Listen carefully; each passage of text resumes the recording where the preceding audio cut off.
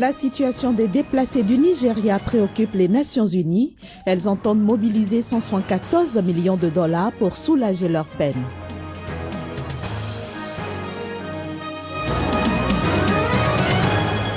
Les Gabonais heureux d'accueillir la CAN 2017, ils espèrent que le pays se dotera de nouvelles infrastructures.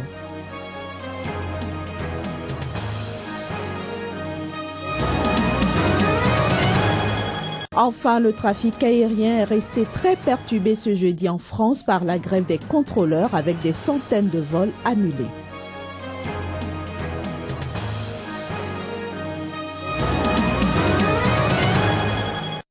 Bonsoir à toutes et à tous et bienvenue dans cette édition que nous ouvrons par cette information. La situation des déplacés nigérians préoccupe les Nations Unies. Le HCR, l'UNICEF et la Coordination humanitaire régionale des Nations Unies pour le Sahel conjuguent leurs efforts pour mobiliser 174 millions de dollars US. Ceci pour soulager la peine de ces déplacés victimes des exactions du groupe Boko Haram. Reportage. Réunis à Dakar ce jeudi, les responsables au sommet des Nations Unies se sont penchés sur la situation des 2000 réfugiés nigérians chassés par Boko Haram.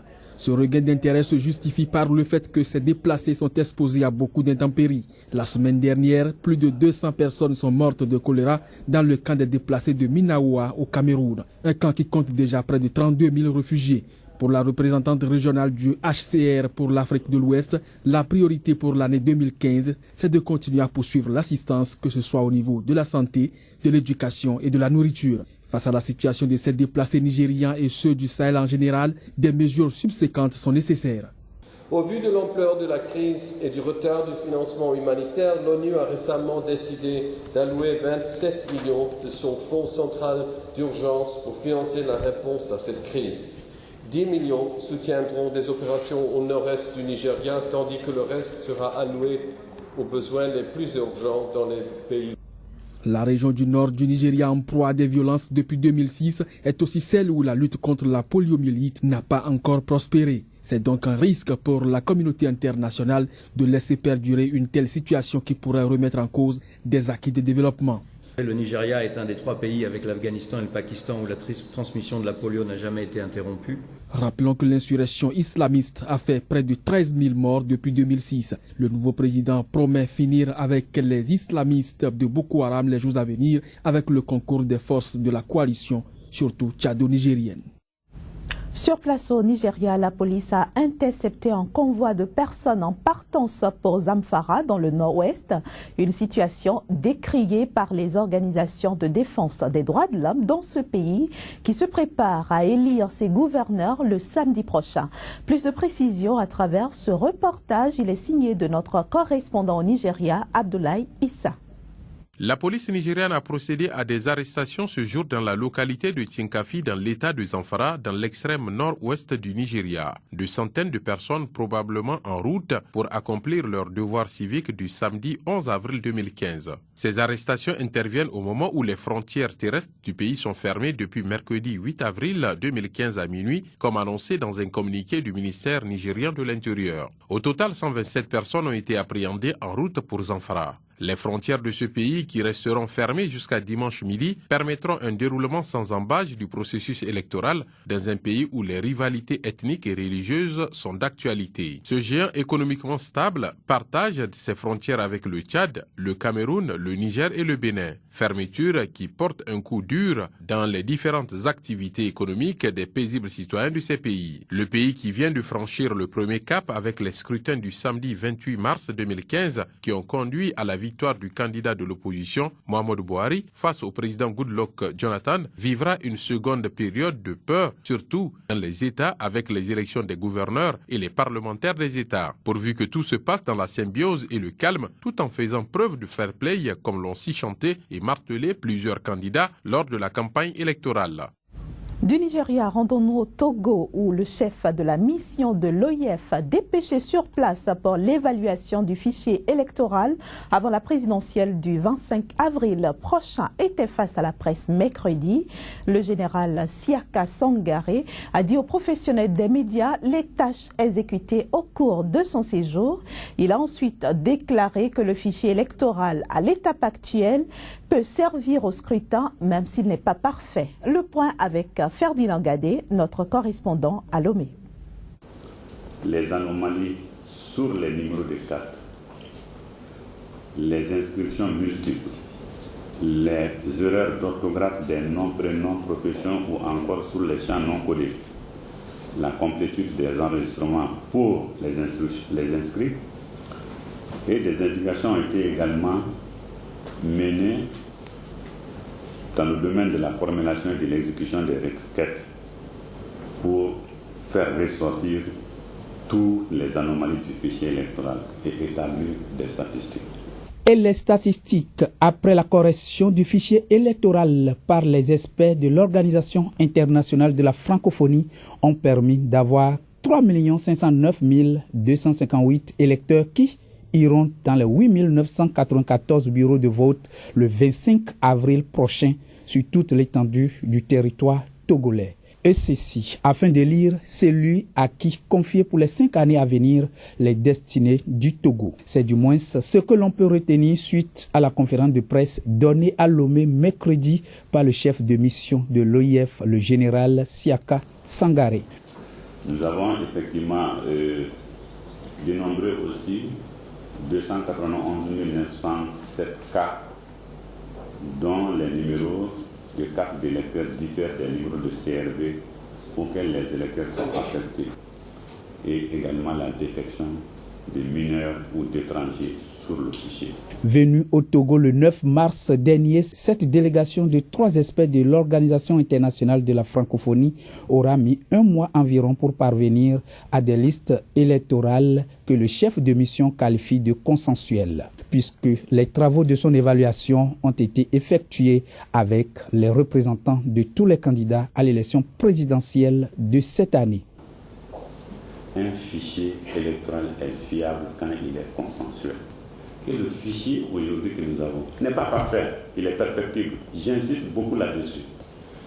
Il y aura toujours, vous prenez aujourd'hui, vous trouverez quelques anomalies.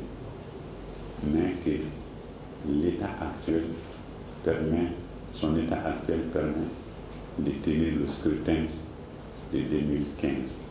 Ainsi, depuis mercredi, les regards des citoyens togolais sont tournés vers la Commission électorale nationale indépendante CENI qui doit lancer les campagnes électorales prévues selon le code électoral togolais 15 jours avant l'ouverture du scrutin.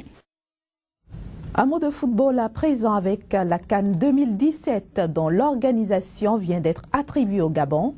Une nouvelle que les Gabonais accueillent avec enthousiasme tout en espérant que le pays se dotera de nouvelles infrastructures. Suivons ici quelques réactions. Je suis très content que le Gabon organise la CAN. Cette fois-ci, la 51e édition 2017 au Gabon. Pour moi, c'est un grand honneur. Ça me ravit une fois de plus que le Gabon organise la CAN 2017 parce qu'en 2012, ça a été organisé avec la Guinée équatoriale. Mais par la suite, il faudrait que le chef de l'État essaie de revoir un peu les infrastructures et les voies d'accès et autres. C'est une bonne chose pour le pays, tant que c'est bien organisé, que c'est une réussite, que tout le monde est content. Moi, je pense que c'est une bonne chose. Ça va booster les entreprises gabonaises, ça va créer de l'emploi au Gabon. Ça va permettre au Gabon également de doter des infrastructures dans le cadre sportif. Si le Gabon se met au travail, on peut organiser la CAN même mieux que la CAN précédente. Hors du continent africain, la grève entamée mercredi par les contrôleurs aériens français s'est poursuivie ce jeudi. Des centaines de vols ont été annulés et le trafic aérien est resté très perturbé. Les images. Nouvelle journée noire dans le ciel au 2e jour de grève des contrôleurs. L'impact de la grève s'est accentué jeudi en raison de l'appel à la mobilisation nationale lancé par le syndicat national des contrôleurs du trafic aérien. Pour limiter les dégâts, la Direction générale de l'aviation civile a demandé aux compagnies d'annuler la moitié de leurs vols. Elle a réquisitionné les contrôleurs assujettis au service minimum. Des approches de solutions qui n'arrangent visiblement pas la situation puisque le trafic aérien en a sérieusement pris un coup. Une réunion est prévue pour le 13 avril prochain entre la Direction générale de l'aviation civile et le syndicat des contrôleurs pour trouver un terrain d'entente. Les membres du syndicat espèrent que cette rencontre débouchera sur un début de solution à leurs revendications. Aujourd'hui, un contrôleur peut travailler jusqu'à 11 heures d'affilée, donc enchaîne des vacations de 11 heures avec des temps de repos bien évidemment. Mais en période de charge, l'idée de la direction est simplement de rajouter des vacations de 11 heures. C'est un peu plus complexe de notre point de vue. On doit diminuer la durée de ces vacations, quitte à en faire un peu plus. On doit étudier, on doit se mettre autour d'une table pour négocier cette nouvelle façon de travailler et voir comment on peut rendre un service toujours aussi sûr, avec moins de retard et avec des contrôleurs qui sont en forme quand ils vont travailler. Rappelons que le syndicat revendique une réorganisation plus productive du travail ainsi qu'une réorganisation des conditions de travail. Il souhaite également discuter des mesures d'accompagnement au recul de 57 à 59 ans de l'âge limite de départ à la retraite des contrôleurs. Précisons que les discussions se poursuivent au niveau de l'ensemble des personnels de l'aviation civile jusqu'à présent. Ce jeudi matin, un homme a ouvert le feu au tribunal de Milan. Le drame a provoqué la mort de 3 personnes, dont un juge et un avocat. L'homme était poursuivi par la banqueroute frauduleuse. Âgé de 57 ans, l'homme comparaissait pour la faillite en 2008 d'une agence immobilière dont il était l'un des propriétaires. Il aurait déclaré aux enquêteurs avoir voulu se venger de ceux qui l'avaient ruiné. Le meurtrier a d'abord ouvert le feu dans la salle d'audience, abattant un avocat qui avait renoncé à le défendre. Il est ensuite allé tuer le juge dans son bureau. Un 3e homme a été retrouvé mort, son corps ne portait pas de traces de tir. Selon les secours, on pourrait envisager une crise cardiaque provoquée par la panique. Les tirs ont également fait 2 blessés, l'un dans un état grave après avoir été touché à l'abdomen et un autre blessé à une cuisse. Après son forfait, l'homme s'est enfui à moto alors que les forces de l'ordre le pensaient encore caché dans l'immense complexe du tribunal. Il a été arrêté à la mi-journée à Vimercate, à une trentaine de kilomètres au nord-est de Milan, grâce à sa plaque d'immatriculation repérée par le réseau de vidéosurveillance. L'entrée du tribunal est pourtant contrôlée avec des détecteurs de métaux en bon fonctionnement. Selon le procureur de Milan, Edmondo Brutti Liberati, il est possible que le tireur ait utilisé l'entrée des avocats, magistrats et membres du personnel du tribunal exemptés de détecteurs. De nombreuses voix se sont élevées pour dénoncer les failles dans les mesures de sécurité. Pour refermer cette édition, rendons-nous au Yémen où la guerre sévit et des combats opposent des rebelles aux partisans du chef de l'État. Cette situation va occasionner un pic de malnutrition dans les semaines à venir, selon le représentant de l'UNICEF dans ce pays. Il s'est exprimé ce jeudi dans les locaux de l'Organisation des Nations Unies à Genève. Le Yémen a toujours été un pays extrêmement vulnérable. En 2014, le taux de malnutrition chronique était aux alentours de 48%, parmi les plus élevés du monde. Actuellement, dans les premiers jours des combats, on a pu vérifier 77 enfants tués au Yémen, ce qui est plus de tous les enfants qui ont été tués dans tous les combats au Yémen en 2014. On peut dire que jusqu'à 1/3 des combattants dans les groupes armés au Yémen sont des enfants. On va avoir une pic de malnutrition dans les semaines à venir, c'est malheureusement certain. Voilà, monsieur, ce sera tout pour cette édition. Merci de votre attention. À demain pour d'autres informations. Au revoir.